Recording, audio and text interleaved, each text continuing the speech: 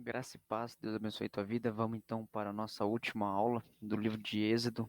E agora vamos lá para o capítulo 14, onde nós estamos fazendo um resumo rapidão da história da vida de Moisés, onde nós estamos fazendo uma comparação com a vida de Moisés com a nossa vida.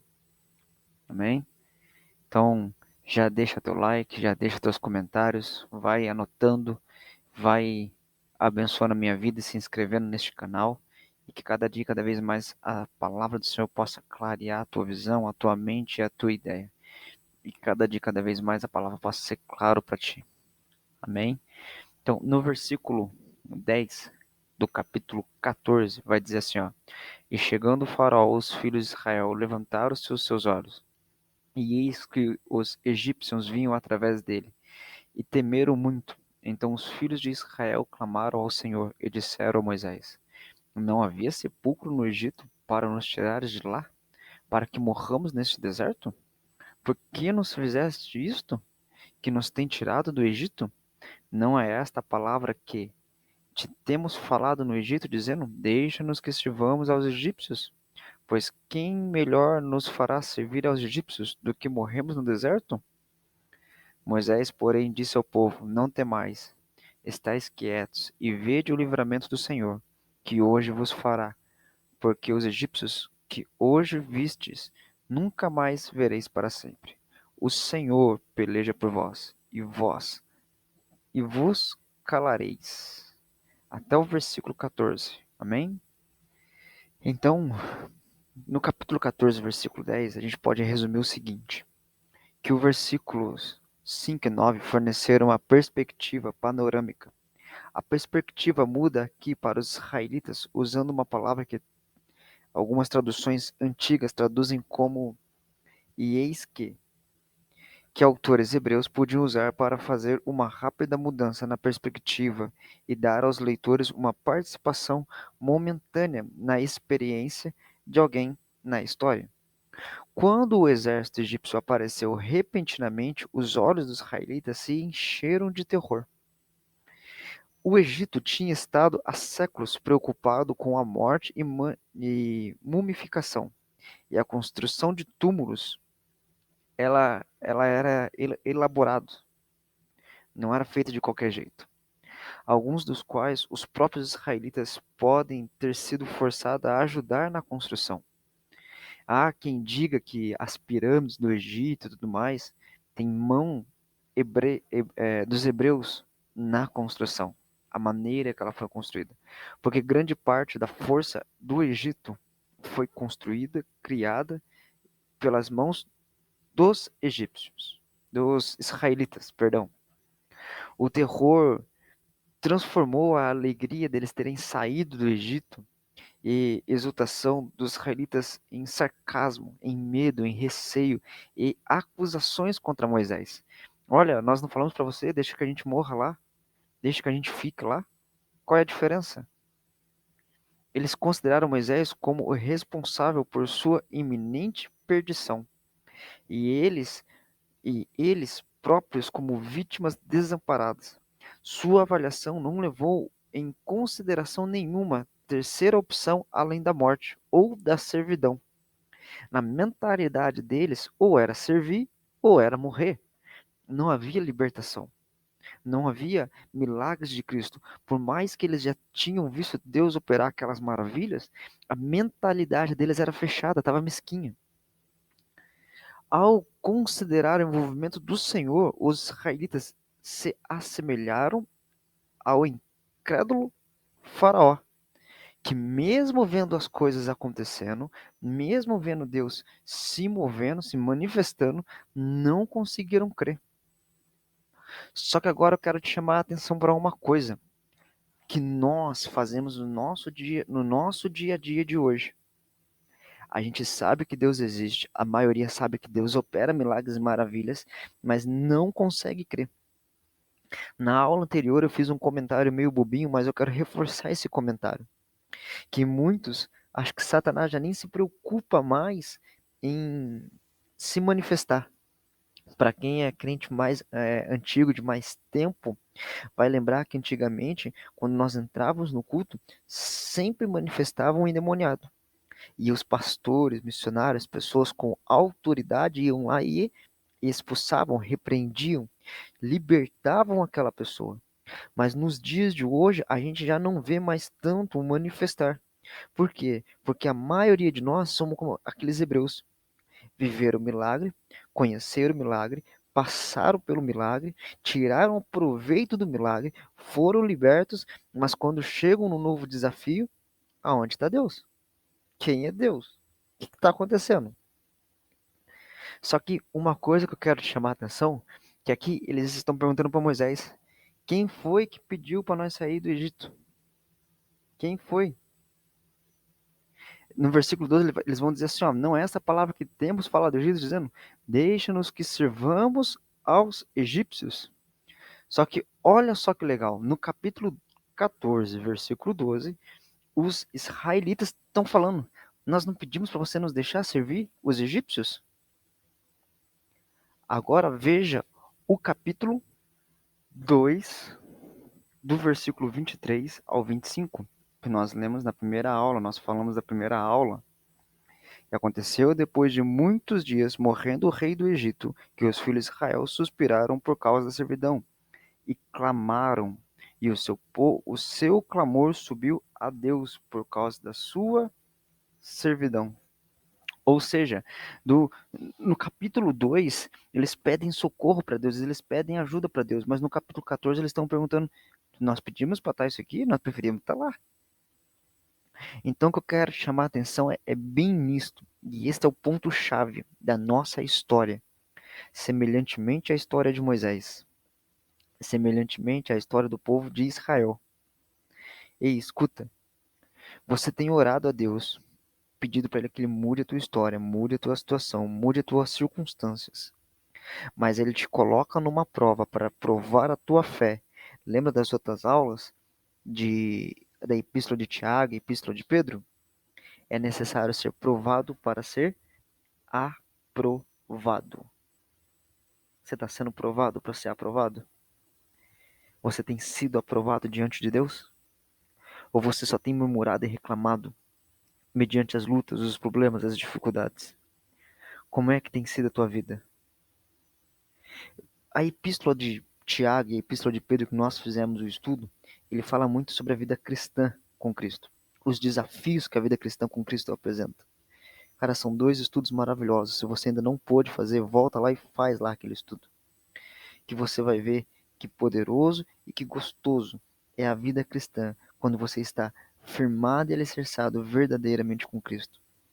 Que a maioria acha que Satanás está para brincar e não está. A maioria acha que Satanás está aqui fazendo bobeirinha e não está.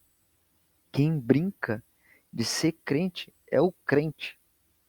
Quem brinca de ser fiel é o crente.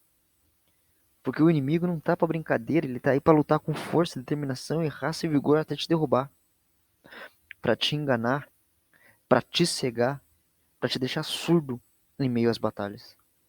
E é onde você tem que cuidar e você tem que vigiar. Porque a presença de Deus ela é real na tua vida, ela é real na minha vida. Mas para isso nós precisamos aprender a ser fiéis diante de Deus. Nós precisamos aprender a ser fiéis com o que Deus tem feito em nossa vida, em nossa história. Nós precisamos entender e compreender que Ele não tem brincado com a gente. É nós que temos feito a bobeira de ficar brincando com a vida, com o tempo, com a história. Nós temos que lembrar que o Antigo Testamento ele nos ensina a viver a vida aqui nesta terra.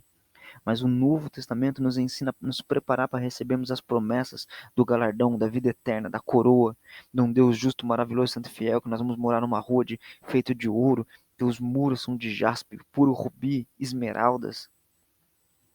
De que maneira você tem mantido o foco e a visão na tua história?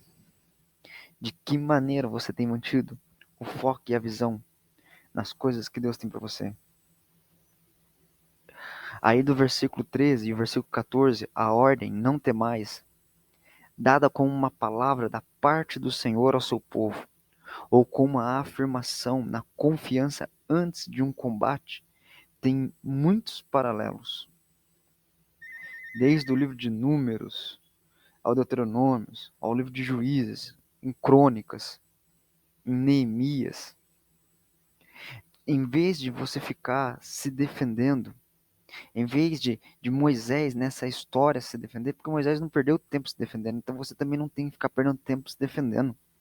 Ai, é que eu não consegui por causa disso, é que eu não consegui por causa daquilo. Para. Moisés se concentrou naquilo que o Senhor iria realizar. As palavras aqui e em Êxodo 15:12, a salvação, e salvou, marcam as instruções para o encontro com as forças egípcias. O seu resumo e a sua comemoração, o grupo de palavras para salvar no hebraico, foi empregado em várias situações, frequentemente militares, de maneira que a salvação tomou a forma de vitória. Então, todas as vezes que você vê uma vitória, você também vê uma salvação. Porque Deus tem se manifestado em nosso meio, tem realizado coisas em nosso meio, mostrando a nossa vitória para mostrar a nossa salvação. E é onde você tem que estar focado, ligado, alicerçado, estruturado. É em Jesus. Não é só nas coisas boas da vida, não. Por isso, muitas vezes, nós passamos por luta para que a vitória seja real. Ei, você precisa entender que a sua salvação se liga em Jesus. Nós nos ligamos, nos estruturamos e nos forçamos, nos redimimos, porque Jesus Cristo nos amou e Ele entregou a vida dele por mim e por você.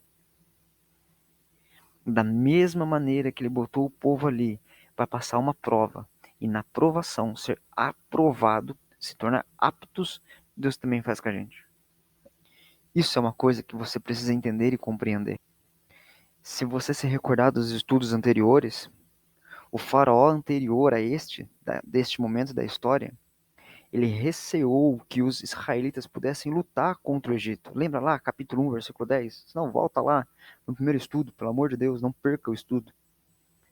Entretanto, algo muito maior, algo mais extraordinário aconteceu. O Senhor, Yahvé, o Eu Sou, o nosso El Shaddai, Shalom, nosso Adonai, lutou por Israel contra o Egito e deu a vitória. Aí, para dar continuidade na história, o coração de Faraó foi endurecido e ele arma cavaleiros e cavalos e sai em perseguição ao povo de Israel. E no versículo 19 ele vai dizer, no versículo 19 do capítulo 14, ele vai dizer: "E o anjo de Deus que ia diante do exército de Israel se retirou e ia atrás deles. Também a coluna de nuvem se retirou de diante deles e se pôs atrás deles." Olha só. E o anjo de Deus que ia diante do exército se retirou e ia atrás deles. Ou seja, havia os homens de Israel e tinha um anjo na frente. Só que o anjo sai da frente e vai para trás, vai para a retaguarda deles. Da mesma maneira, também a coluna de nuvem se retirou de diante deles e se pôs atrás deles. E ia entre o campo dos egípcios e o campo de Israel. E a nuvem era escuridade para aqueles e para estes. Esclarecia a noite. Olha só o que ele está querendo dizer. Que a nuvem para os egípcios era pura trevas, pura escuridão que ninguém enxergava. Mas a mesma nuvem para os israelitas era luz em meio à escuridão. Porque quando você está cheio do Espírito Santo, você é sal da terra e luz deste mundo. Quando você está cheio do Espírito Santo, não importa o meio que você está, não importa as trevas que você está, a coisa sempre será diferente na tua vida. Você sempre andará em luz. Sempre. Então no versículo 20, ia entre o campo dos egípcios e o campo de Israel, e a nuvem era escuridade para aqueles e para estes esclarecia a noite, de maneira que em toda a noite não chegou um ao outro. Então Moisés estendeu a sua mão sobre o mar, e o Senhor fez retirar o mar por um forte vento oriental toda aquela noite, e o mar tornou-se em seco, e as águas foram partidas. Escuta, o anjo de Deus e a coluna podem ter parecido familiares a Moisés, pois ele viu o anjo e o fogo quando Deus o comissionou para voltar ao Egito, lá na sarça ardente. Além de mostrar o caminho a seguir de dia e de noite, a coluna de nuvem impediu um conflito entre os egípcios e os israelitas. Existem paralelos entre as pragas das locustas e as destruições dos egípcios.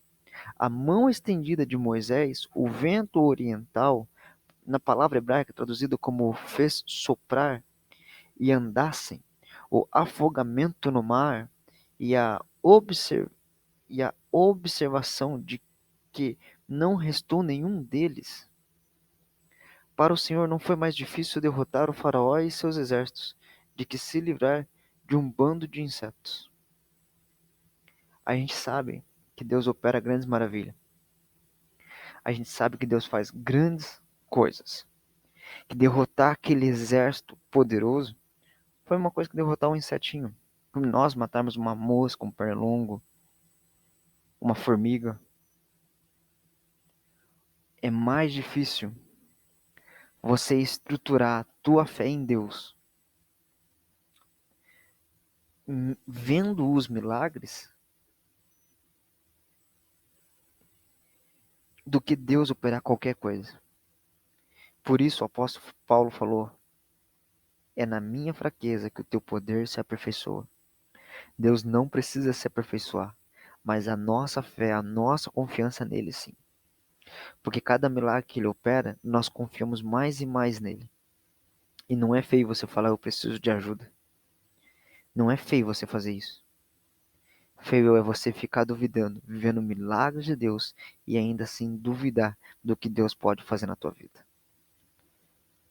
Os israelitas viram as 10 pragas.